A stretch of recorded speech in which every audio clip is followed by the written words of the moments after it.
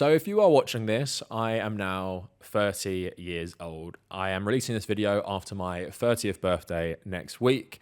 And I wanted to make this video because I've seen so many videos online talking about Gen Z's fear of aging and even using you look like you're turning 30 as an insult. And I just want to talk about my experience of my 20s, how I view my 20s, how I view turning 30, and how I don't care. I am happy to be turning 30. I like where I'm at in my life. I like where I'm at with my physical health. I like where I'm at with my career. And genuinely, I wake up every day and I don't wish for the day to be over, which is something I did do when I used to work full time in my mid 20s. And I just wanted to talk about the process of just getting older. And this video is a lot more personal. I'm actually going to focus most of it on me and my girlfriend, who turns 30 the same week I do. And in this video, we're just talking about how we view our 20s, what it's like, the difference between turning 30 as a man and a woman, and just kind of what society expects out of you and how it's hard to deal with those kind of expectations while recognizing we have been a very stable social situation, generally, relationship wise, family wise. This video's main purpose is for people who are either in their early 20s and they're really scared about getting older, or maybe they're even older than me and they're in their mid 30s and they feel bad about being that. I want just to show people being older and not being young anymore, not being really young, is nothing to be scared about and is something you should embrace and enjoy. And it's not something everyone gets to do. I have family members who've died young. I've had friends and acquaintances from school who've died very young, and people don't get to 30. Not everyone does. And I'm sure people can relate to that. And I just want this video to serve as a kind of counter narrative from a guy and a woman as well, both telling you that getting older is a good thing. It's a good thing and you shouldn't fear it, no matter what society's propaganda says about turning 30 is so bad. So I hope you enjoy the conversation between me and my girlfriend Holly. And it's a long one, but there's going to be chapters, so you can just choose what you want to, watch. We're going through various topics, if you care about the relationship stuff but don't care about the fitness stuff, if you care about things to do with marriages or what society thinks, you can just skip and listen to what interests you. But I appreciate everyone's support through my 20s. I started this channel when I was 21, just about to turn 22. I went full time when I was 25. And it's been a really great experience over the last 5 years. And I've been very privileged to have half my 20s doing YouTube full time as a job. And that has just alleviated a lot of the stress I had in my early 20s. And yeah, if you've been watching me since I was 21, 22, 23, 25, or, from 29 to now, I appreciate it. And I hope I'll be making another video when I'm 40. And I can say that about more people who've been around for a long time. But I hope you guys enjoy the video. Joining me today to talk about basically just the propaganda around aging is my girlfriend Holly, who is 30 4 days after me. By the time you're watching this, I will definitely be 30. Holly might not be 30. But I just thought it'd be a good topic for a podcast where we can talk together just about experiencing our 20s, what that's been like, talking about what it's really like to be 30 for people who haven't got there, and why there is essentially no reason to fear it. I will say we're not going to be talking about the political side so much of just growing up in this era. We can talk about that a little bit, but I really want to focus more on just more, I guess less political stuff, more personal growth, being more comfortable in your own skin, and dealing with growing up in society more broadly rather than focusing on political stuff. So Holly's going to ask me questions. I'm going to ask Holly questions. So let's just start with a simple one. How much have you enjoyed your 20s, and would you say your 20s have gotten better and better, or is it peaks and then bad and then it's good again, or does it kind of plateau where it was really good when you're 25 or kind of bad when you're 28 and it doesn't get any better? So why don't you talk about that to start with, and I can talk about that a little bit as well. Yeah, I'm probably going to annoy a lot of people by saying this, but I think my 20s have been as good as I could possibly imagine them to be. I've loved every year of my 20s, and I've been very cognizant of my youth, and I've really tried to make the most of it. And I've I can look back and be really proud of like how much I've pushed myself, and I've put myself out my comfort zone like many times, and tried to better myself and tried to like improve myself intellectually, and obviously that's like a continuous like journey for the rest of your life. But like I have like really significant milestones and like special memories in my 20s of things that I'm really glad that I did. And if I was to just like settle down now and have like a corporate job and stuff, like I'm not ready for that, but like I could look back on my 20s and be like, I really made the most of that. And in terms of it getting better, I mean, I feel like because we've been together since we were 17, I think being in a relationship, like a stable relationship for the whole of your 20s is probably quite it's a unique thing It's unique not position unique to for be our in. social circle. Funnily enough, literally all of our close friends are in like very similar relationships to us, which 10 years plus. But other friends in my life, like still dating and stuff. So I do think that has definitely played a huge part in terms of feeling like steady and consistent and mentally stable and stuff. I'm sure that if there was like breakups and all that kind of stuff, 20s would be a lot more tumultuous, but thankfully I haven't had that. So I think that's been a source of like consistency for me, and so I think it has gotten better, to be honest. I feel like I'm still in it, and hopefully in our early 30s it will feel the same as well. What about you? I'll answer that first. One more question before I talk. Is there something you prefer about being 29/30 now?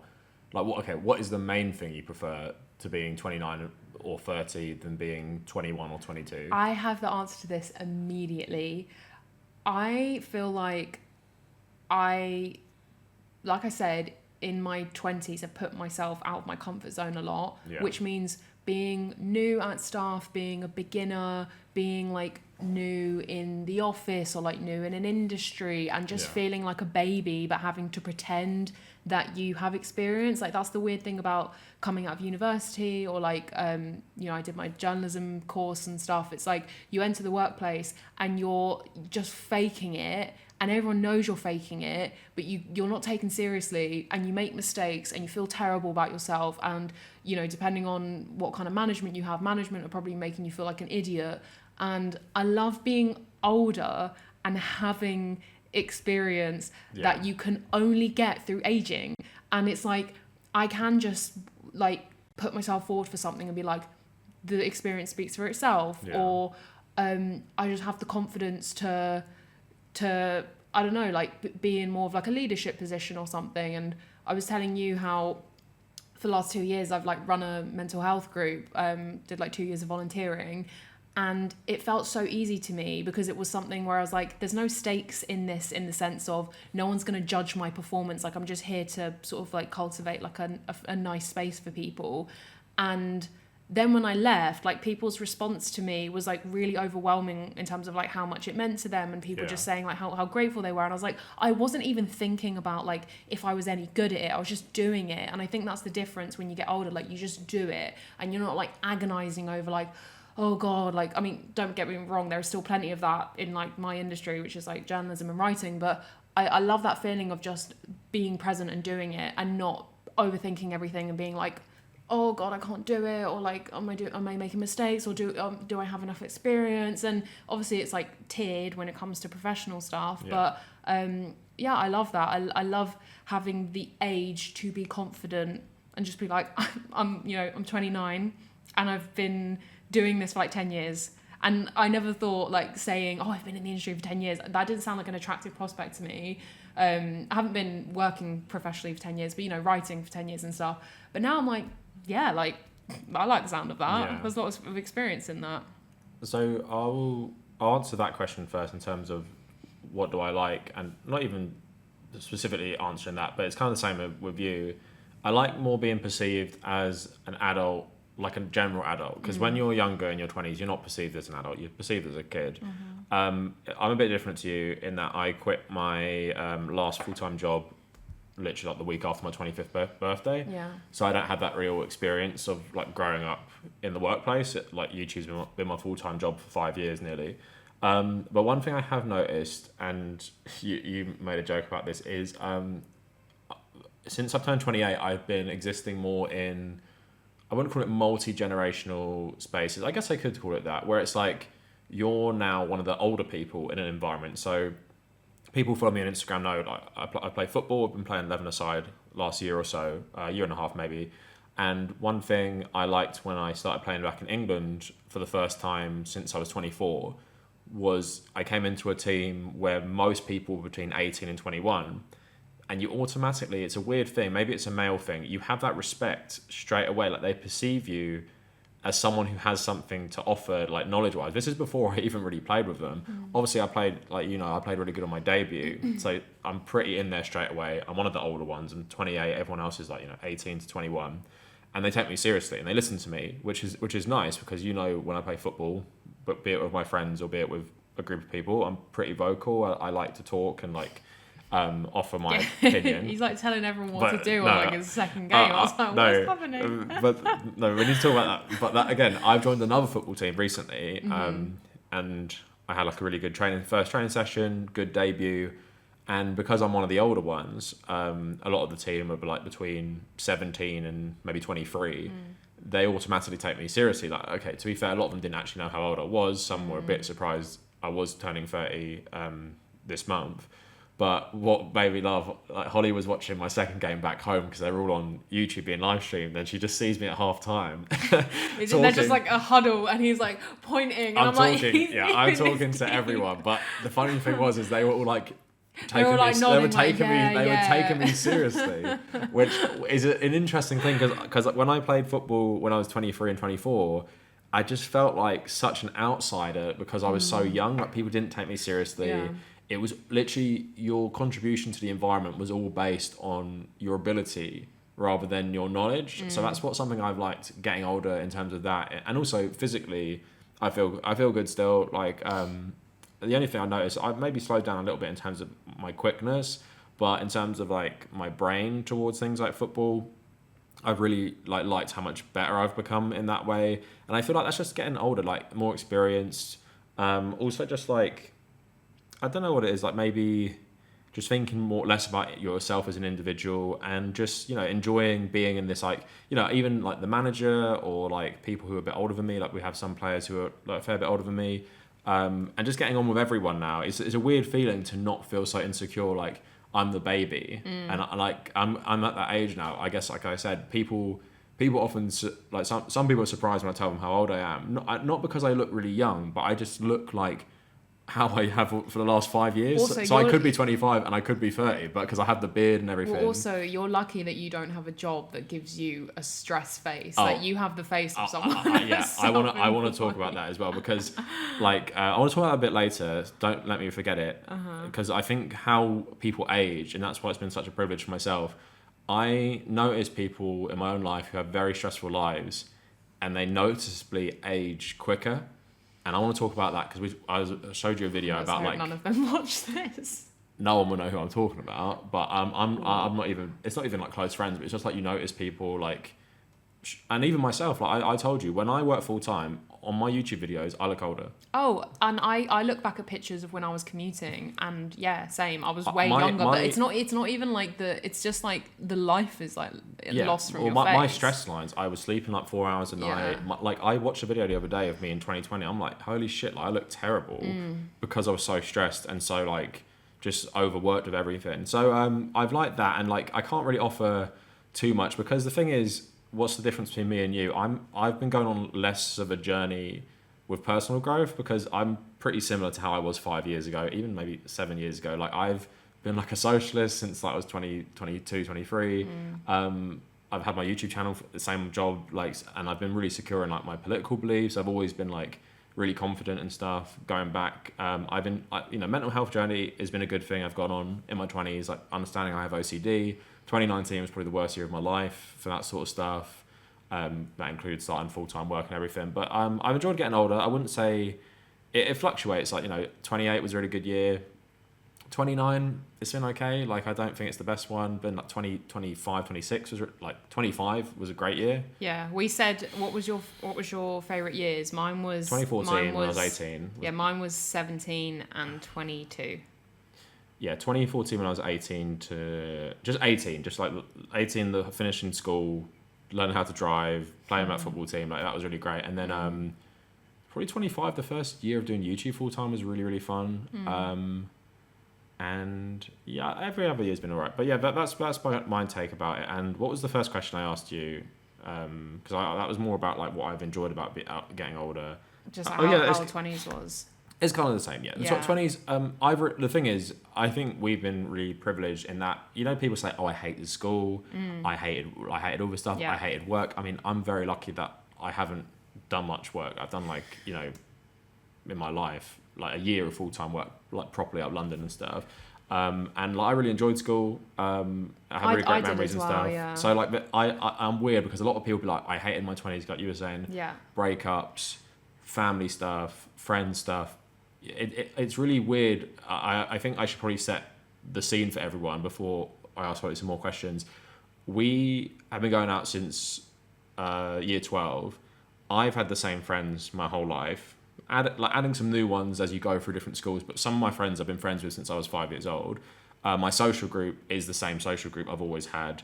We've been going out at the same time. A lot of our friends all have these stable relationships, so it's a really stable environment. Yeah, like it has its issues with when you become friends over just knowing each other for a long time rather than shared values or interests. But it creates like a really stable environment where I've always had the same friends, so that's never been an issue. Like, oh, you have no friends, or like you're broken up with your friends. It's always or you have to move to a new city. Yeah, and we've all lived in London. Yeah, none of like us lived have at moved. home for a long time. We're only now are people moving on. Yeah. So I've had that my whole 20s of like I haven't had to worry about relationships, friendships. My family's been like pretty stable as well. Like we lived at home for a long time. Neither of us have like struggled with depression or anything like that. We had our mental health stuff, but yeah, like nothing like super bleak and everything. But it's kind of environmental for us, like more than. So I think what a lot of this has contributed to is our 20s have been a period that we could enjoy a lot more, rather than a lot of people like, you know, I people watching this will be like, you guys are so privileged, and we are, because you might have had to leave home really young, had a terrible family situation, bad relationships, abusive relationships, mental health struggles. Obviously, COVID affected people in like very, very different ways. We can talk about that as well. But yeah, so overall, I can say that like me and you really enjoyed our 20s, and I think a big part of that is being self-employed for the last 5 years. Yeah, for sure. And like you said, I think stability as well. I think that's the one I'd really drive home. Is like we've had way more stability than a lot of people in their 20s. And I would say, if I was going to say one thing politically, I wake up every day since I turned 20, maybe since like mid 25, and I enjoy my life, or I don't hate my life. When I woke up, and this is the main thing about work, when I woke up every day at work, I remember my first week at work, a guy sitting across that, like just a bit away from me, he was at my dad's age, and I was looking at him and I was thinking, that could be me. And also, I want every day to end as quick as possible because I just want the weekend to come. I hate my life. Like, not hate my life, I'm so depressed, but I cannot stand living every day because it's so boring, tiring, mentally draining. Where now I wake up, even like when I'm editing this video, I'm probably working quite hard on it, and like I've been working really hard this week to have everything ready so I can have a week off for my birthday. But I don't wake up every day thinking, I wish the day would end right now. Yeah. I used to think that when so I recognise it's like a very privileged thing of like, I can just focus on personal growth, job growth, which I work for myself. So yeah, and then I've had the stability of long-term relationship, really long-term friendships, good relationship with my family. So what can I really complain about, really? But then let's talk about, I don't know if you want to talk about, I was going to change it into gender specific stuff because obviously it's very different from being a man. Well, like maybe before we do that, maybe we should talk about COVID because that was a part of our 20s. And you know, I was just watching a video that you sent me about Gen Z talking about, oh my god, was it? You're pushing, oh god, I sound so millennial right now. You're pushing 30. You're just cooked like unk if you're 30 years old, or like you look like you're pushing 30. And that's a bad thing. Yeah. So like I completely agree that I think Gen Z had it hardest in COVID, and I think I can't even imagine the feeling of not having that the milestone and the finality of like your GCSEs, My your younger A sister. levels. Yeah, exactly. Not having to do exams, like not like no prom. I really, that is such a formative time in my life. Like when I said 17 was one of my favorite years, that was going from, you know, year 11 into year 12, like when we started going out. And yeah, like I really feel for them, and I'm sure that they're probably still dealing with the repercussions of that time. And the stolen youth, I guess. Exactly. As well. However, we were also quite young. Like how old were we when it started? Early 20s? 24. Yeah. So I think we were a good age for that to happen to us because definitely. because we'd done all of our education and we were in our first full-time jobs. So the hardest stuff was kind of done. We were just in the middle of it. Yeah. However, I do feel like we are turning 30 at an age where I feel like we should be a couple years younger. Like I feel like I'm a little bit the years are a little bit ahead of me, if that makes sense. Well, yeah. So like I do feel like and I'll say like as well, I know COVID was a terrible time for lots of people, but for me, I got put on furlough from a job that I hated and really affected like my mental health and stuff. So that was my time to like sort of like recover, and like that was truly the first time in my life where I haven't had to do anything, because like I also like and you were being paid more than me full time. I was just sunbathing in the garden. But yeah, like dance competitively as well, and like all of that came to a stop, and it was like I had time for life admin. I was reading so much. I was getting so much sun. I know that sounds so stupid, but like I used to work under a bridge with no sunlight. My first office was a basement. My second office was under a bridge. So I truly got no sunlight during the day. So like just being able to like sit in the garden and stuff, it was such a good time for me. And then thank God they made me redundant when I was on the verge of quitting anyway. But so lucky. Yeah. I was telling you should quit, and then I think your parents maybe convinced you not to quit right then. It was literally the next day. It was the next day. Yeah. I said, "Can I speak to you?" And I was gonna say I quit, and then instead I just aired my grievances. And then the next day I was So like, lucky. "Oh, furlough." So lucky. Thank God, honestly.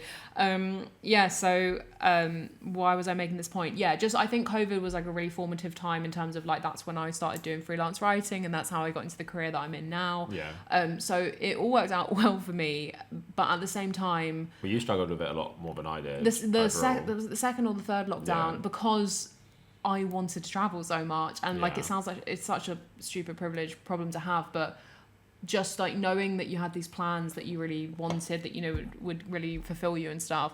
And we need to remember that at that time we didn't know if like the world would ever open up again. It was so uncertain, and like I'd gone traveling when I was saying like it ending in 2023, or like I know it's not even over now, but I'm saying like that sounded like the future, like that's never happening. Yeah, and like I remember we said to each other like that we wanted to write down what it felt like to live through that, but then I couldn't bring myself to do it because it was so horrible to go through at the time. And I just remember sitting and watching the COVID briefings like every day, like on my like family TV. Yeah, your dad loves the news, so. And just like every day getting worse and worse and worse. And yeah, that feeling of like, is life ever going to go back to normal? Like, it's actually crazy what we lived through. Like, so unprecedented and so uncertain. So I think, going through that and you know, being really restless and being like, I want to travel and I want to do this and that and all of that stuff. Like, it had its positives and its negatives.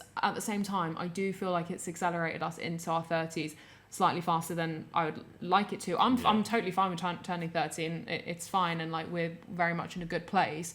But I do feel like that is a bit of a disconnect in my brain. Yeah. I don't know if you feel that. Yeah, I mean, it's a weird thing for me. The whole thing's weird because even with COVID, like, I hated my job. We had to work from home, which was so much better. It also allowed me to work on my YouTube channel a lot. But also, before I started work, a lot of my friends, I did my master's degree, so I was a bit behind my friends. So they're all working full time. So in the week, it was pretty much, I saw them once playing football, I had my football training and my other football, but then I was applying for jobs, doing YouTube, writing little articles for a side job I had. I was quite like on my own for most of the week. You were working full time as well. I wasn't working in the pub. No, you were working full time. You were working in Camden or something. Yeah, but when you were doing your masters, I was also working in the pub. This is after my masters when I was looking for jobs. Oh yeah, okay. You're working full time. Yeah. So you used to ring me on your lunch break. Yeah. So my weeks were pretty solitary. So it's like staying up a long time gaming and stuff like that. So when, I started my full-time job, and then how many months later was it? Maybe 4 or 5 months after COVID happened and the lockdown happened. You were only there for 4 months before COVID? Yeah, before the lockdown happened. You're so lucky. Yeah, but then I just kind of went back to that in terms of I'd work full-time, stop working at 5:30, make a YouTube video, maybe exercise in the garden, but it felt a bit pointless. And then I'd stay up gaming, like me and my brothers and my cousin, we'd just play a lot of video games, which was nice, talk to my friends on Zoom, and like I didn't hate it because I was getting to do what I wanted. My YouTube channel started doing, like, not amazing, but started getting momentum then. That's what I credit it to. So I just went back into like an old routine of just like, I'm pretty much on my own in the week anyway. And then thankfully we could see each other after, a few months. I forgot how long it was. But so I didn't hate it, and I didn't think it really stole much from me, because then obviously I had to go back in the office August 2020, which was way earlier than everyone. And I quit my job in November 2020. After Christmas, I just went straight into the YouTube stuff, which is kind of similar to, like, even when the world was opening up again, it was kind of similar to that anyway. Like, I was on my own in the week, playing football with my friends, like, a couple times, maybe see them every so often, but I'm just banging out YouTube. So I didn't feel like it really put a halt on anything. It just felt like a weird, like, obviously, the mental strain for me was more about like the political situation, like the looting of the country, how many people died, and how preventable it was really like horrible. All the government contracts going to incompetent people. Yeah, it's just like they're just a free for all on like looting government contracts, and then and then thankfully it was also, my mental health was bad in 2019 and 2020, but then. Yeah, I just say afterwards, I don't look at it as lost time, to be honest, because I built something that I'm still doing today, and it gave me that time to do it. Obviously, it's a super privileged position. I understand it. Like so many people in the world, like even your brother lived in Vietnam during it. It sounded so much different to how we had it and everything. So I recognise it's very privileged, but you can only deal with the situation in front of you. Yeah. And I made the most of it. Loads of people started new hobbies in COVID. Yeah. I used that time to build something I'm still doing today. And I'm not saying I enjoyed it, but even like you look back at the time you spend with your family and stuff, like you're ever going to have that time again of like just always, and start going on walks for pleasure. Yeah. And and now that's such a key part of my life. We used to do that a lot. Yeah. And just like appreciating the time of just like, so many people are dying and you're safe and privileged, and like you have your friends and family, and a lot of people struggle, but I didn't personally struggle with it nearly at all, just because of the good things. So I don't feel like my 20s was robbed by that. I do think there is a weird thing of like, I guess for you, because you wanted to do more stuff. I know you struggled with it a lot more than I did, but I think for me, I would just say to myself, I used that time productively. I built something that's allowed me to live the life I'm living today, and allowed me to quit my job, and I'm not grateful for it, because hopefully it would have happened anyway, but I just don't look back at it as like spent time, just playing video games or some shit like that. Yeah. I did something that has helped me today. So and I will say, like, something I'm struggling to come to terms with is like, say an artist released like a new album, it's like it's their first album in 5 years, and I'm like, that felt like that just happened though. Well, think about my birthday, 2025. We I got the PS5. We went for the drive. Like, I was working that day. Doesn't feel like 5 years ago. It's like, it's really crazy, because the thought, the sort of like, not the thought process, but like the mental gymnastics that I did to cope with the uncertainty of that time. It feels really like I can really pinpoint exactly what I was doing, and I think I was pushing time forward faster for the sake of like just trying to get out of COVID. Like, you had these like things dangled in front of you, like, if we get to this milestone, then we'll open back up again, and then we'll do this, and I was just like yearning and waiting. Like I wanted to like obviously see my friends again and be social and travel and stuff. And then we went to Spain for 3 months in 2022. Yeah, just you started to wear masks outdoors then. You had to have your vaccine. Yeah, and like I went to visit my friend in America, and then I needed a negative COVID Yeah. vaccination to get back for Christmas. This was like 3 days before I remember, Christmas, yeah. and I was in LA, and I was at It's crazy. brunch, It is and crazy. I got the result that was Yeah, negative. it is I was bad. like, oh It is God. crazy and bad how quickly the world opened up. Because even like we went to Vietnam in 2022. Yeah, so like, this is the thing. I think it's like for us, we had like these travel milestones, Yeah. and then they were so big, and they felt like they'd never come around because we'd obviously talk about it, and then it happened. Yeah. And you know, like the first time we went to Asia together, that was so like that was literally my hope and my thing to hold on to get through COVID Yeah. and stuff. Like, you know, we'll be able to go and it will all be okay and everything. And then it came and went. And then we just went back to like working again. Yeah. We were working. Well, you know, I guess anyway, it's more depressing if you're like someone who tasted the life of maybe a bit more relaxed, middle class work, and then you're back in the office 5 days a week. well, that's getting something I up at want to 6 say as a.m. well. and Like, stuff. I know that a lot of people are trying to bring people back in, but I'm so grateful for the shift to remote work because, Yeah. like you said about like the first day of work, you got there and you were like, I hate my life. Like, I remember being like, is this for real? Like how Yeah. much my free time is being taken from me, and like being able to work a 9 to 5 from home, it is crazy how much time you get back to yourself. Yeah. It's wild. Like, and now, like if I ever have to go back to a full-time job, I want to make sure that flexible working is a condition, to be honest. Well, that's the funny thing, like about even evolution. I was a communist before I worked full time, so I was just sitting there thinking, this is literally slavery. I always knew I I know was you've going to always hate hated it. it, Yeah, I've never been excited about that prospect. And like I was thinking about this when we were talking about maybe just talking about like not following expectations and stuff. Like straight out of university, the thought of a grad scheme for me, I'd literally rather go work my pub job, which is what I did. Yeah. I don't want to go work for some random company and do an assessment day where I have to prove that I'm a leader and all this stuff. Like, no, I would literally rather go work in the pub. Yeah, and well, You I mean, know? that's just I mean, I guess a lot of people realise that over your 20s, just the meaninglessness of, and that's what happens.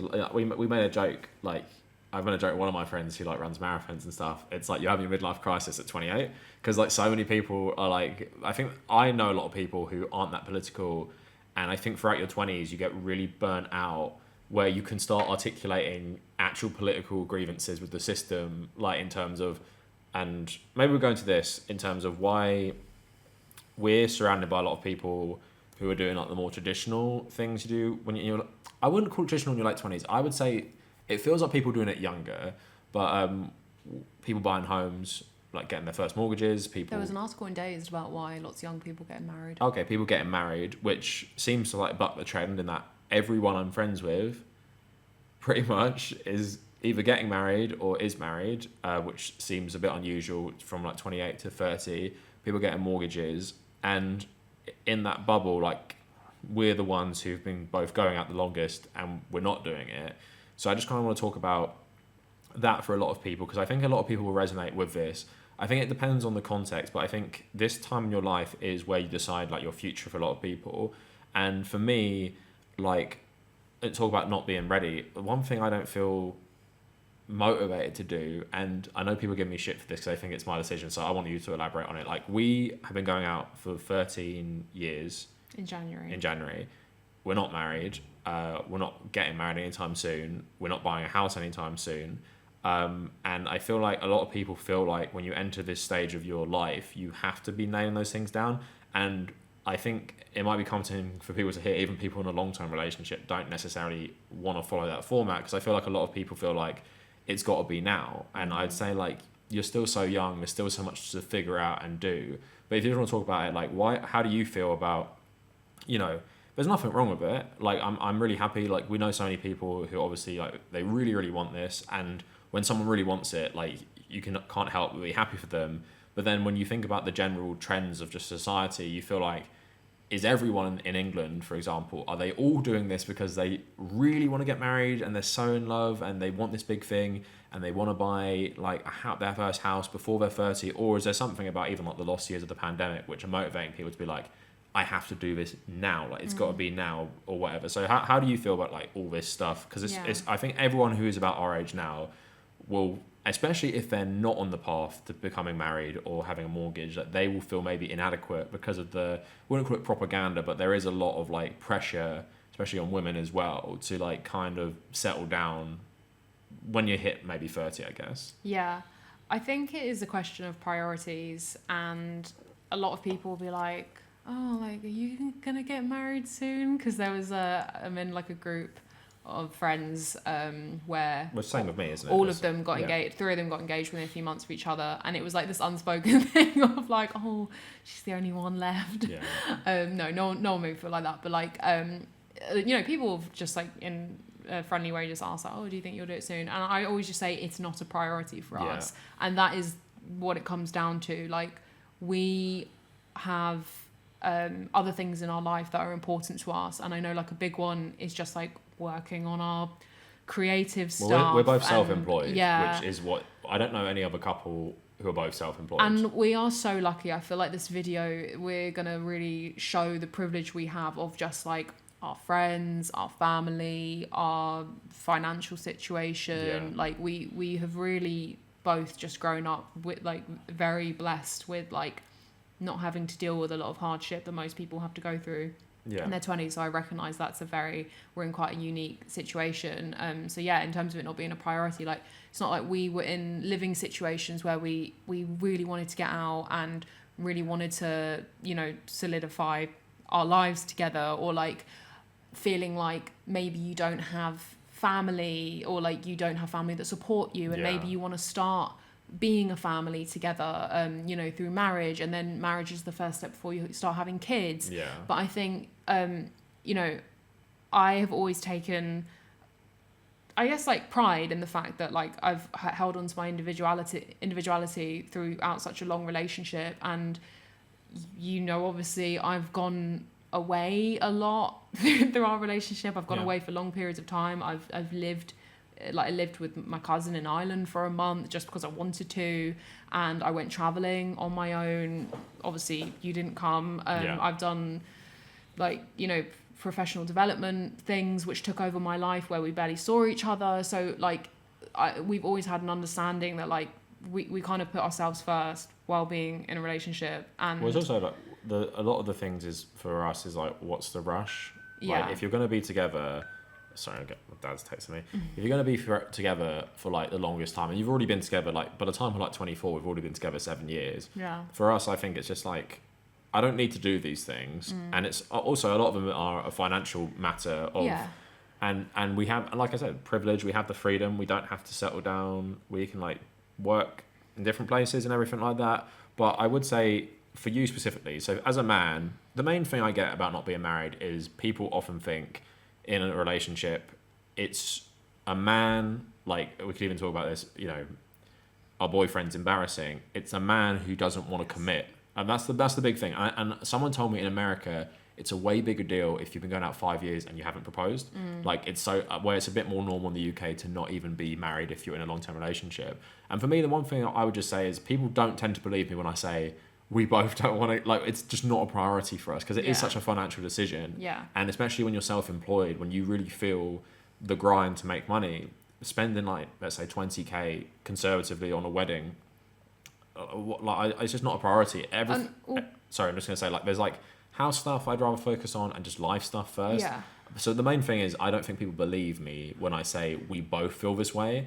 They think, like, my mum definitely thinks it's me, and it's not. And I know, obviously, because we speak about it a lot. Like, I know it's not. But why don't you talk about like how it feels as a woman? Because that's even worse. How does it feel as a woman to be both the one friend who's not getting married, and also like how do people even view that in terms of your relationship with me, and like, do they think you're just wasting your time and you should move on to someone else? Yeah, if I'm being totally honest, and I just want to say, I love weddings and I love marriages, and I have so much fun at weddings, and I love seeing my friends happy and in love and getting married. We just went to like a really good one. Yeah, before we get and left. you know, I'm all over that. Like, there's nothing about marriage. It's not like a feminist thing in terms of my how I feel about it. But okay, so maybe there is a bit of like underlying feminism in terms of like my feelings towards it currently, but I'm me, and I have my own name. And well, we all decided you're not taking my name is one thing. Like I've got my own life. I'm independent. Like, you know, we live together right now. I take myself out on dates. I take myself out to do things on my own. You don't want to be like, my husband will be along shortly. I'm like, gotta get back to the husband. I feel like right now that wouldn't feel really not true to who I am as a person. It's something. It feels too grown up. Yeah, I feel like a young, wild Sexy, and free, sexy single woman. 30, flirty and thriving. I can't be the flirty part if I'm married.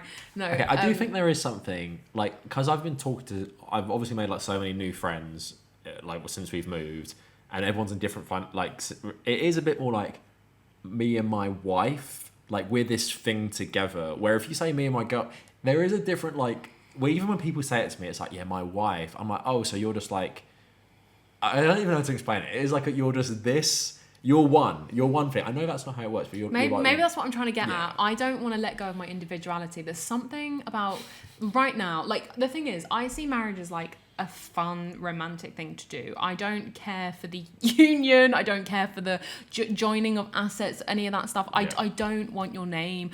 I don't know if I ever had feelings about this growing up, but like I used to say I wouldn't change my name unless they were Irish, and you have like the most Irish name, but I also have an Irish name. So yeah, I wouldn't be me if I suddenly had a different name.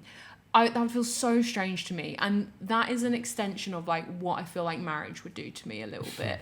It's a weird thing, because like how you view it, like even the fun, like romance and party thing, like that's all valid, but in terms of, for me, because I love history so much, I'm so cynical about it in terms of like it's either a religious union or a financial union or a political union.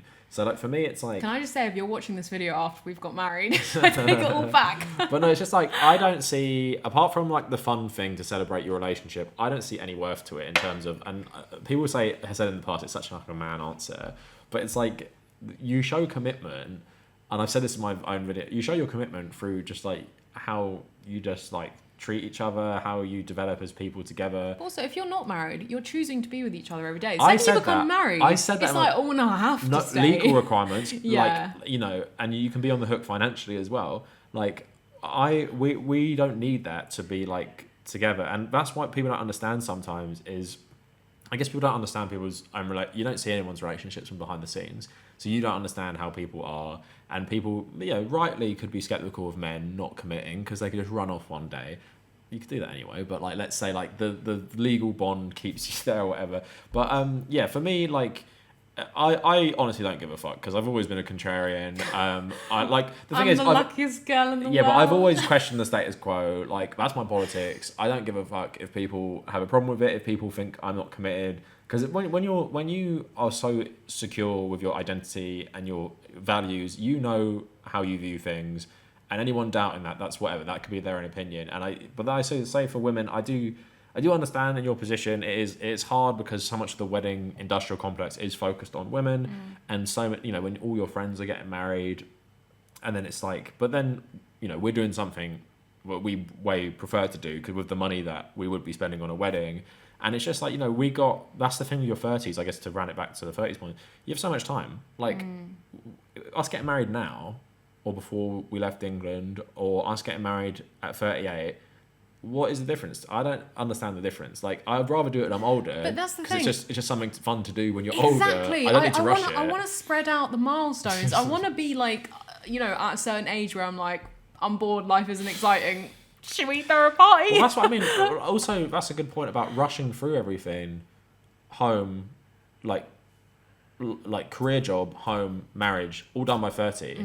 And you're just looking, and it's like, well, you're going to have children, yes or no? If you say no, then it's like, I feel like, especially as life wears you down, I think it's better to have some things to look forward to, I guess. I agree. And also, like, you know, we don't own a house. Yeah. Something that I would like to change one day. But, you know, sometimes I'm like, oh, you know, living in like rented apartments where like nothing is your own, you can't really buy any nice like decor, you can't personalize it. But I'm like, there'll be a day for that. There'll be a day when you're maybe in your 40s and your thing will be like interior design, and your thing will be cooking and like flowers, all these nice things that I want to look forward to. I don't want to like make that my life now and be like, why didn't I ever travel or something like that? You know, why didn't I do the stuff you can do when you're young, when you have the energy? Yeah, we I guess we just chose a different like path, and the thing is, everyone could say that if they had the financial means or the flexibility with the housing stuff, they do it as well. And we are very lucky. Like I said, we're both self-employed. We pretty much do what we want. We do have the freedom, but it is a hard thing to just pick up your life and then move. You know, I've made like, it's even like we've seen a difference between me and you in this place we're staying. Like it's been fairly easy for me to make friends because of a sports team, but then not so much for you because you enter like a gym community which has like its own things where it's just a bit different. But then we're going to move somewhere else, and then we're going to have all that again, and it is hard to do. But then we're doing it now because physically feel good, mentally, financially, all that other stuff. So I feel like I don't feel like there's a cap on my enjoyment of life in terms of I have to settle down. And I know I've never felt the burden of society. I've always been my own person for as long as I can remember. So I don't feel bad for it. But on that as well, let's move on to a bit to things more people can relate to. So obviously we're coming at this from two different angles as a man and a lady. But I'll talk about my experience because it's very short in terms of propaganda, and you can talk about like women's aging, which is treated very, very differently. So you know, I don't mind getting older.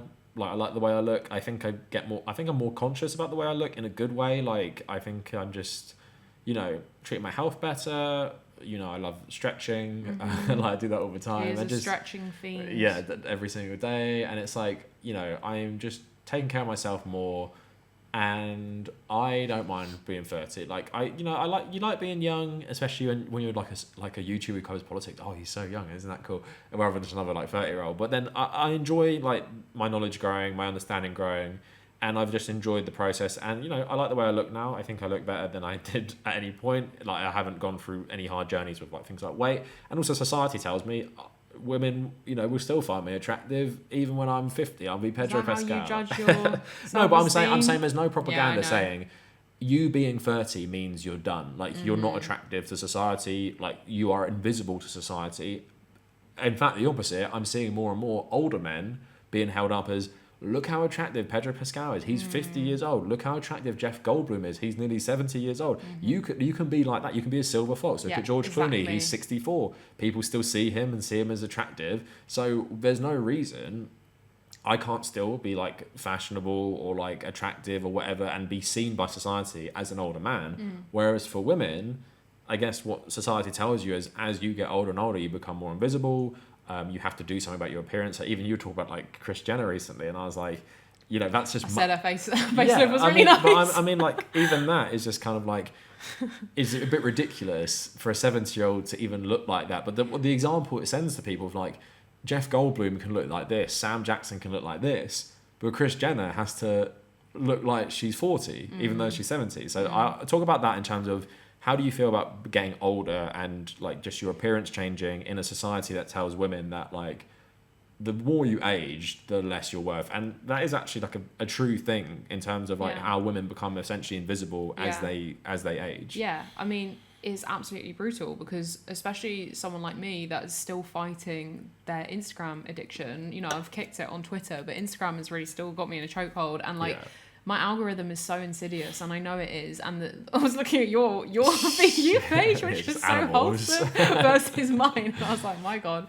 And yeah, like people being like, Anne Hathaway doesn't age. And it's 45, like, she looks 20. She's a young woman still. Yeah. Like, you know, stop acting like she's like finished. And it's just like seeing that stuff all the time. And you know, I'm guilty of it. Like, I'll be like, how old's Margot Robbie? How old is, you know, this person? How old? I feel so happy that I'm the same age as Zendaya. You know, because I'm like, I'll age alongside her. She's probably going to look a hell of a lot better than me. But, you know, it's just like, oh, how old is this person? I could still look like that when I'm 45. Like, I'd be happy with that. I'm talking about, like, famous people and stuff. Yeah. So it's really hard. But, like, for me, I haven't even really thought about wrinkles and like grey hairs and stuff. I know a lot of people do get grey hairs quite young for lots of different reasons, and I was worried about and you know hair loss and things like that. So like I'm just lucky I dye my hair black, so maybe there are greys I haven't seen yet, but I'm lucky like I haven't had to think about that. But like I was saying this to you about the Kris Jenner thing. Like, if you don't know, like, Kris Jenner had a really good facelift. Like, she looks insane. Yeah. And plastic surgery in some for some procedures is getting really good.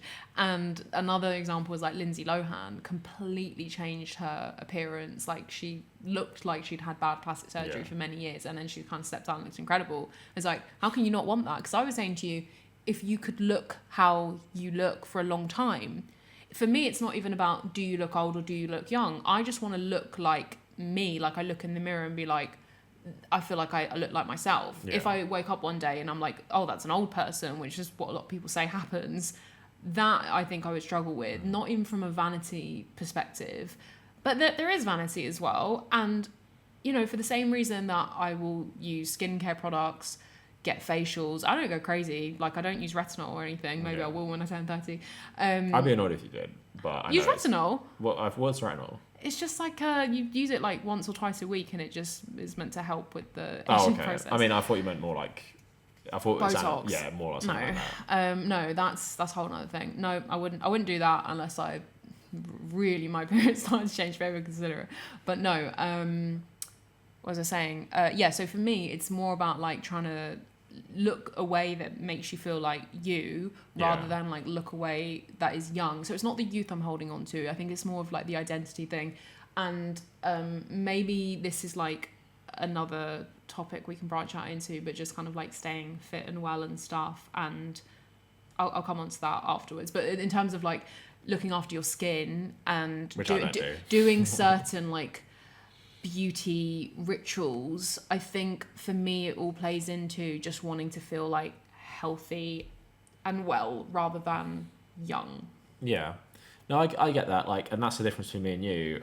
That's why you laugh when people compliment my skin on the videos. So like, yeah, like, what's your skincare regime? Literally like a damp towel that's been on the toilet floor.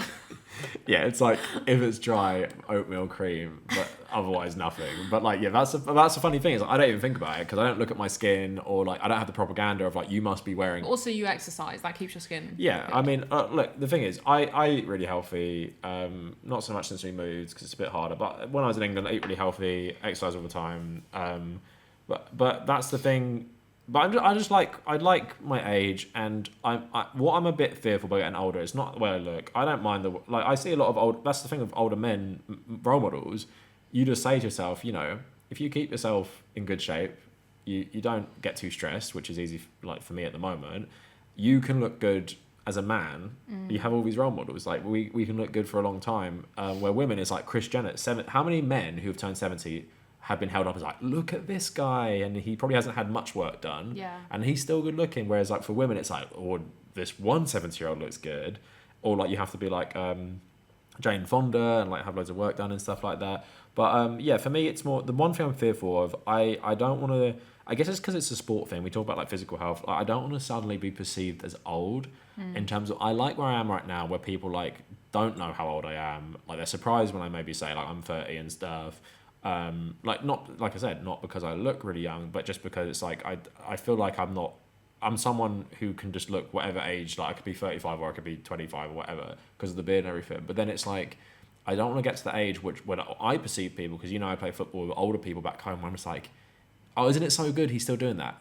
I don't want to get to that age. I like it more like I can fit in with everyone without like standing out. And that's why I think late 20s, early 30s is a good age where you can just still fit in with all the young guys. You know, I'm playing football and hanging out with 17-year-old guys, and like they don't see me as, which is crazy because it's like part of you still is that age. Yeah, but they don't see me as the old, like, oh, isn't it good that you're still doing this? Like it's just I'm still just one of them. Yeah. Which that's the one thing I'm fearing getting older a little bit. I don't want to be, you know, you saw with the Irish team, there was that one guy with like really grey hair. And he just stands out, doesn't it? It's just like, oh, you're good for doing that. And I played in a vets team like for a little bit last year, and it's like everyone's so old, and like you think like, oh, you're so good. I don't want to get to that age. But I guess in terms of physical health, I guess one thing you stop thinking about as you get older, which is a good thing, is I'm so flexible with my workouts. So I'm not working out right now apart from playing football. Back home, I did like a mixture, and it's more about like, let's just be healthy. Like I don't want a six pack. I don't want like I like having like some visible abs and being skinny, but I like having some muscles. But I don't want to go to the gym and start bench pressing. I don't want to do anything ridiculous to injure myself, especially because I've gone through my own injury struggles with my back and like my hips and like everything else. And it's like now I'm just thinking about how do I maintain what I look like, how do I maintain like feeling good and like being able to do the things I want to do. And that's the nice change. When you're 21, you're still insecure about your physical appearance so much. You're like, how do I like do this? Like I used to lift like an 80 kg barbell, and I think back like, why the fuck did I do that? Like I kind of hurt my back doing it. I'm like, why did I do that? It's like literally just propaganda. So I think that's a good thing about as a man getting older. This propaganda doesn't work. You just look at people who are so insanely jacked. And you're like, why the fuck would I waste my time at a gym? And at what cost? Like, what kind of lifestyle does that? That's what I mean. And what like, does that take away from like your relationships and everything? Well, you dedicate your whole life to the gym, and like what? So you have no personality, you have no hobbies. All you care about is the gym. Like I don't count my calories. I've never done that. I don't count protein. I'm just like, what is healthy? Yeah. I'll eat that. Do you look good? Have you exercised? Yeah, I'm happy with my appearance. Why the fuck would I be going on like some crazy body dysmorphia journey of like reading all the calories for everything? I have a general awareness of like the things I eat, of like, you know, if I'm eating like tortilla wraps, they're actually, you know, 200 calories for one. That's quite a lot. So I keep that in mind. But it's just a good thing to get to the point of, and again, privilege of like being in a long-term relationship. But even if we weren't dating, if we weren't going out and I was dating, I wouldn't feel insecure about my body because I look around and I'm like, for the average person, I'm in good shape. Yeah. So it's like I feel good. All the delusions have gone, which is nice about either athletic ability, sport, or even my appearance. And I don't want to waste my life. And because I'm so busy all the time, I would love to have more time to do nothing. As I'm not thinking, I would love more time to like not be in the gym anymore. Like I hate working out generally. I love playing football. And I just think at 30, I've just become so comfortable with myself. And I didn't really speak about this in the video, but also my mental health journey. Realised I had OCD like nearly 3 years ago. And I've been feeling so much better since I realised that. And my life's become so much better. And just generally, I can say politics and the world being terrible withstanding, I'm a pretty happy person and I like my life. And I wish I had more time to do things I enjoy. And the last thing I want to do is be in the gym more. Yeah. So that's I feel, I don't know, I think I feel quite differently about this to you because I said to you recently, I think that everyone has to find something that they enjoy in the gym or like as a physical activity. And if you don't enjoy it, I don't think that it's worth doing or you're doing it right. Like I was actually journaling the other day and I was writing down like what are my good habits and what are ones I want to improve. And one of my good habits is that I do take myself to the gym like every day if I can. You're really good. And I do. You might go too much. And I'm not trying to be like, I'm not trying to brag, but like I do not find that difficult. And the reason I don't find that difficult is because, first of all, I'd say it's like 90% mental for me. I love the feeling of going and doing a hard workout and you just like the classes as yes, well. exactly. Yeah. That's the thing. I don't go to like the gym. I go to classes, and I just like, for me, it's like you just blast out all of the tension of the day, and we have the social element making you better as well. Exactly. And just from a physical perspective as well, and in terms of like getting older, it doesn't become hard when you know you can make the connection of like, I'm doing this to stay well. Like maybe like you're saying in your early 20s, you're doing it out of like vanity. Vanity. I want to feel good. Like I'm being served all of this like diet culture stuff. And like you think the more you do, the better it is. Yeah. Where when you're older, you realise no, the quality and even the rest is so important. Like even I was saying to you, and I say to people at football, they're like, come with us for a run. I'm like, no, I'm preserving myself. Yeah. I can only do 2. Like that's my limit. Sorry, you were saying about like similar stuff. Yeah, and I did like dancing for like 20 years. So there's been a period over the last few years since retiring of trying to like be consistent in a way that is just purely for me. It's not like I'm doing this to be a better dancer. I'm doing this to perform better. It's like I'm just doing this for my health. So yeah, like I really enjoy going to classes. And something I'll say as well is like doing weights and all that kind of stuff that is like intimidating in the gym, especially for women. It's a fun feeling to sort of do like these playful activities in the gym, like hanging from a bar, throwing a barbell over your head, jumping on boxes, like dynamic stuff. And I just like want to say, if I'm going to be preachy at all in this video, like if you are struggling and trying like going on a fitness or a health journey and you can't be consistent, or like you're trying to find a way to like make fitness and exercise like a consistent part of your life, I just say just try lots of things. Yeah. Maybe you'll really like reformer Pilates. Maybe you really like a run club. Maybe you'll like clubs CrossFit or yeah, something. clubs and sports. Like even now, like I hate exercise, but just at the moment, which is really not a lot of exercise for me, I do football 2 times a week, and that's everything. Yeah. And I push myself at both, but it's like the social environment both is good for you, having like that social environment, especially when you don't know anyone in the place you're living, and also just you don't think of it as exercise. Yeah. Like I look at my thing afterwards when I come back from football, it's like you've moved 10k today. Yeah. Or you moved 10k just from the exercise. You've burnt like 700 calories, like walking to football, playing football, coming back, and it's like I didn't even think about that. Try and burn 700 calories in the gym on your own. You're gonna be bored as fuck, and it's gonna be really hard. That's like running like. It's like running 5k and then doing like a massive gym session. Like that's like how much you have to do. Yeah, and when you go to the gym on your own, this is how I feel. Because if I ever take myself to the gym solo, it's because like my class schedule hasn't worked out or something. I'm in my head the whole time. Yeah. I'm in my head about like the exercises. I'm like, is this person going to come over and try and use these weights? Is this person waiting behind me? Is this person going to talk to me? Like I just like, this is another reason why I love the classes, because I can just switch off. Yeah. And and it doesn't feel like you're not really in your own head of like, oh, I'm tired, I am trying really hard. It's like, no, like the social environment like tunes that all out where I'm just doing it with everyone else. Yeah. And I'd say that something really important that I've learned like throughout my 20s is when you stop exercising, your brain will tell you you don't need to do it. Yeah. It's fine. I stopped for 7 months. It's fine. Yeah. Just, what's the worst going to happen? Yeah. You maybe you're not going to gain loads of weight. Maybe you can maintain. Maybe you can, you're so busy. Like you haven't got time for it. Literally after like 3 days, my brain will be doing that to me, and you have to push back against that. Sorry, I feel like this is turning into like podcast bro territory, but you have to push back against that, and you have to tell yourself, even when your brain is saying that to you have to say no. Going and exercising is going to make me feel so good. Like if you've had the worst day, if you had the worst day at work, it's literally such a cure. Like I really do feel passionate about it, and I feel that's like why the sports and clubs are good. Yeah, and I feel proud that like I don't go to the gym for vanity. Like I like the feeling of my body being tired, and I like the feeling of being like, well, I'm not particularly strong. I can't do a pull up. Maybe I could do like one press up. I can't lift really heavy or anything, but I'm consistent, and it makes you sleep well, makes you happier, makes you sharper. Like the benefits is, you could go on, and I ran a 10k run last week, and I did my first half marathon this year, which was like, you either get married, do a half marathon. I did the half marathon, and I just feel like I'm in a place where I'm like, I'm really glad. I'm proud that my body can do that, and especially because like I've had a lot of injuries from dancing over the years and a lot of wear and tear, and running's not the easiest for me. I can't go like particularly fast or anything, but I was just running and I was like, this is such a great feeling, like with your headphones in and your body can move and you can enjoy it. And I just think as you get older, that should be your absolute priority. And it's the same with food. Like I'm vegetarian and it's not always easy. Like sometimes you get lazy and you slack and you fall behind and you're not getting the nutrients that you need and stuff.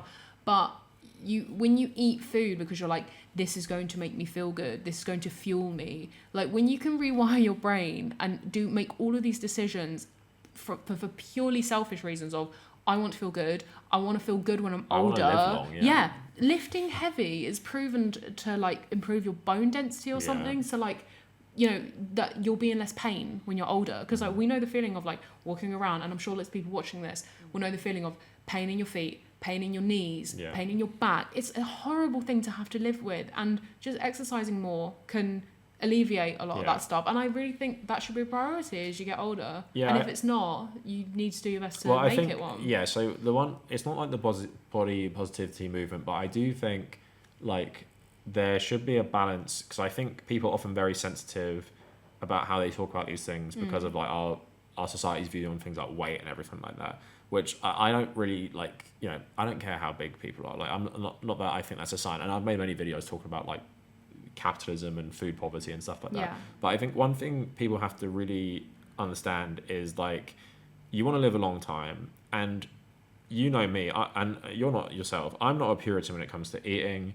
Like, but all you have to do, and I think this is a benefit of becoming 30, even as a man. Like, even with you running, there's nothing in me that goes, I've got to do that. Like my girlfriend's gonna outdo me running. It's like even I have no desire to run. I did running. I'm too injured to run like that. I can't run. Even I was listening to Landon Donovan and Tim Howard saying I can't run. They're footballers, right? They're like I can't run anymore. They're for like 40. I'm like I don't want to do that. But what I am passionate about is just like a good standard of exercise to improve your life. And I think people I get so annoyed at fitness content.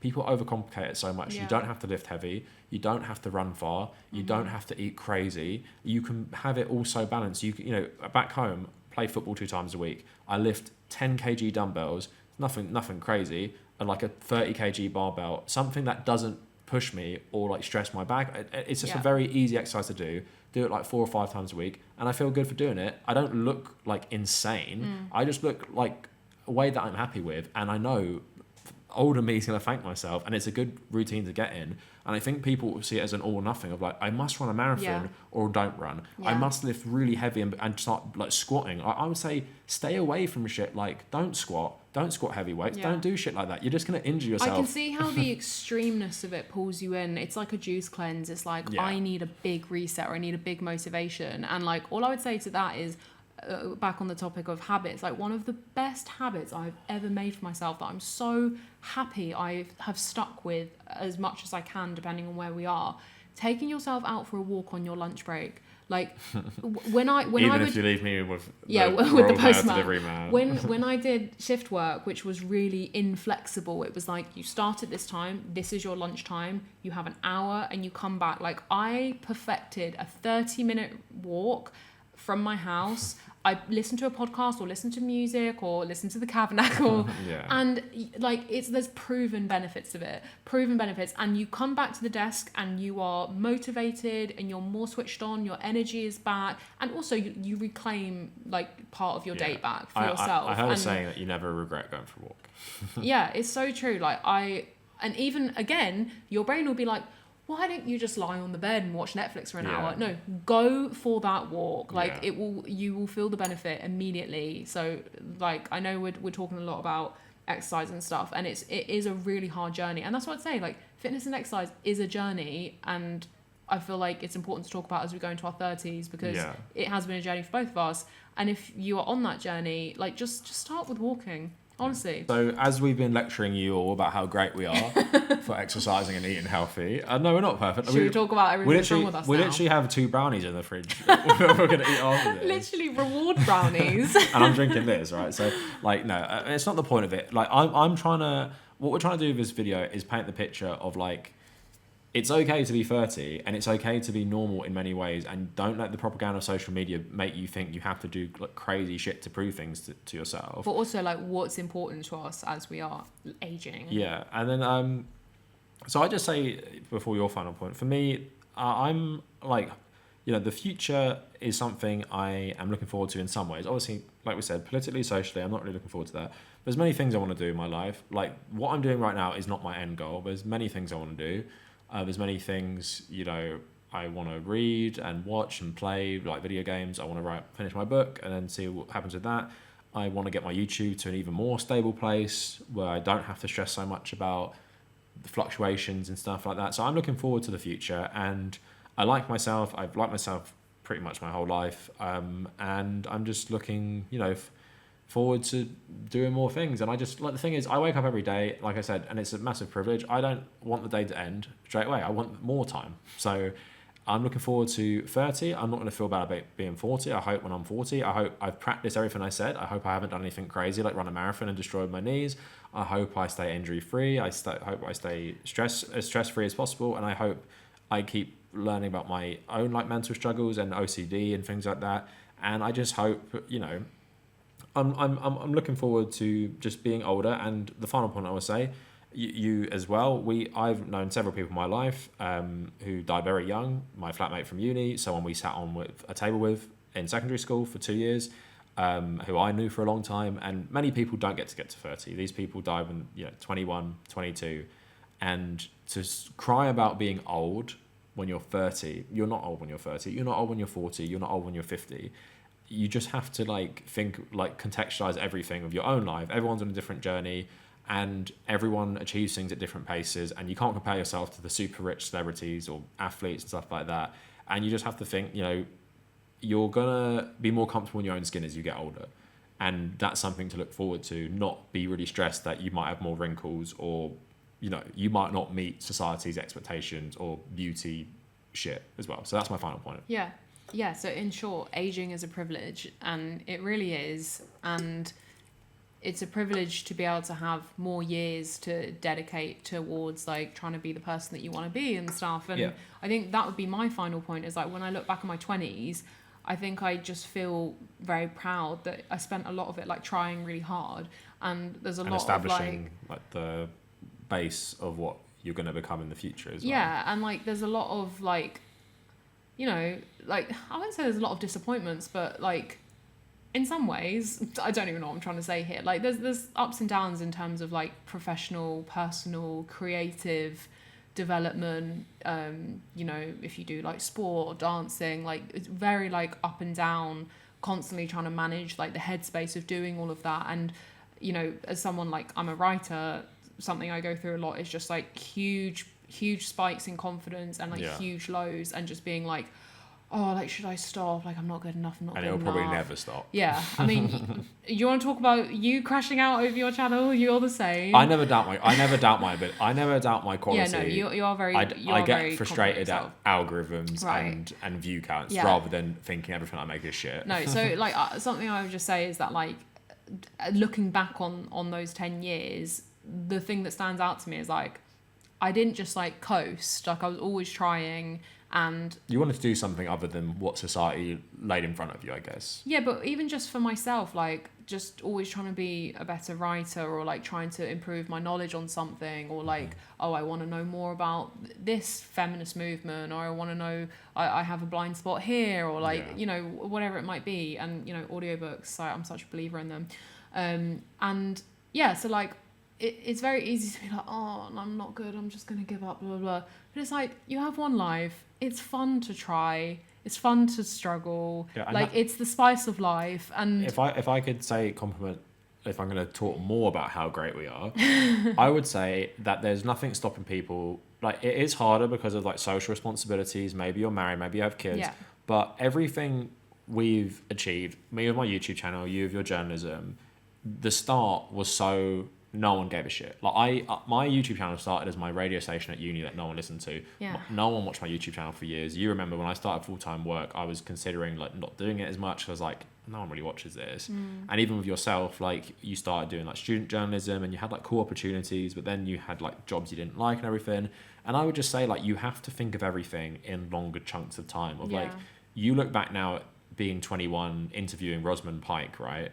And maybe you don't think much of it, but that's like the start of where you are now. Yeah. And for me, it's like with university, it's like I did the journalism as well, politics journalism, and that's the start of where I am now. But it's even like my YouTube channel. I did my YouTube for like 4 years before I went full time. I've done it for 5 years now. I'm still not like, I don't have a million subs, not all this stuff, but it's just like you have to think about 5 years, 10 years, and you can look back of like, the person I am now is because of the person I was then, and the person I am now only exists because of like the chances I took, not caring what people think of me, because it is a hard thing to put yourself out there like on camera like yourself, or camera like myself, where you know people you know will watch it and be like, oh, that's cringe, or that's bad, but then you thank yourself later. No one's telling me now my YouTube's cringe. No one's will tell you now like, oh my god, like what she's doing, like even with your own magazine and stuff, which started out similar to my own channel. So it's like you have to think sometimes of, if you want to do something different creatively, you got to start now, and it might be bad and people might not care for it, but you're never going to become the successful version if you don't start now. And also I'd say commitment is the biggest thing. You have to commit for years. Even with like my new Instagram pages, like they're small, but I'm like, I'm not just going to make these and not do them. I'm committing to them, and I like them and I enjoy it. And it's like, that's going to be a thing for 5 or 6 years. I'm not just doing it for like viral engagement or whatever. Yeah. And I just want to say, like, if you do have like a creative like dream, if you don't want to do it for fun and for free, then you probably don't want to do it that much. Like, no way. You know, you obviously doing your YouTube, like burning yourself into the ground alongside like football and your full-time job and everything. And then like, I used to write articles like by the pool when we were on holiday in Spain, for like the student magazine that I wrote for, because I love doing we it both, so much. We both did student journalism for 3 years. And There's no pay. Yeah, exactly. And just like, We're both editors as well. Yeah, I remember like having like an hour to write my dissertation in the library, and then I had a dance class in the evening, and I was saying bye to my friend, and I was like, I've got to go edit the magazine. He was like, you need to calm down. And I was like, I like doing this. And it's just like, yeah, so like if you do have some kind of like creative pursuit that you want to follow, yeah, like just do it for fun. Be bad at it. Embrace being mediocre. And it's just like, you know, life is too short. But you'll get better. Yeah, and life is too short to talk yourself out of something because you don't think you're very good. Like, you know, just embrace the awkwardness, like, and embrace being new at something. And I just think that is what makes life fun and interesting. You can keep doing new things, because recently I've started photography. Like, it's actually a brand new thing. I started in the summer, and it's like, and I'm really enjoying it, and I think I'm getting better at it, and I'm like good at it, and it's like you can. And maybe one day I'll be really good at it. But it's like, I'd never know if I didn't start. And like, even like sharing the photos and stuff. So yeah, I just, say to everyone, like, if you're 21 right now, you have so much time. But if you want to do something, start it now. Yeah. And don't wait until like, if you have the time, especially if you're in university and you're doing a humanities degree like we were, and you have loads of free time, do it. If you're just out of university and you're applying for jobs, do it. Like I did lots of journalism on the side when I was applying for jobs and stuff like that. It was shit money, but it was worth it. So thank you to Holly for joining the video. I would just say 30 is not old. Don't fear being 30, but just at the same time, like, make good choices in your 20s, because you'll pay off. But also, if you've made bad choices and you're now 30 and you're back to square one, it's also not the end of the world. You got plenty of time and you're still young. Yeah, and I just want to say that if you've made it to this like far into the video and you think, oh my god, like this is not representative of the average 20s experience whatsoever, like I understand that. And like if your 20s have been and are continuing to be hard, like everyone is just doing the best that they can. And you know, if you have gone through a lot of stuff in your life and a lot of heartbreak, one thing I will say that I always say to my friend who has gone through a lot of heartbreak, I always say to her, I'll never be able to write a great heartbreak song.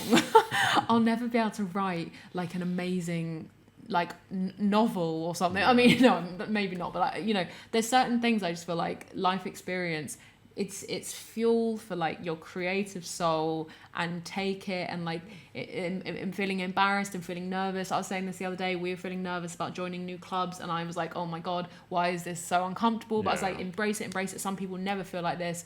It, you know, it makes you human. Just embrace it. And you just have to do the best that you can, and just make your life as enjoyable as you can in your circumstances, and put yourself first. No, wow, this turned into really motivational. I agree with what Holly said, but then the one thing, and we very much recognise we're not talking about systemic factors of poverty, race, even things like gender.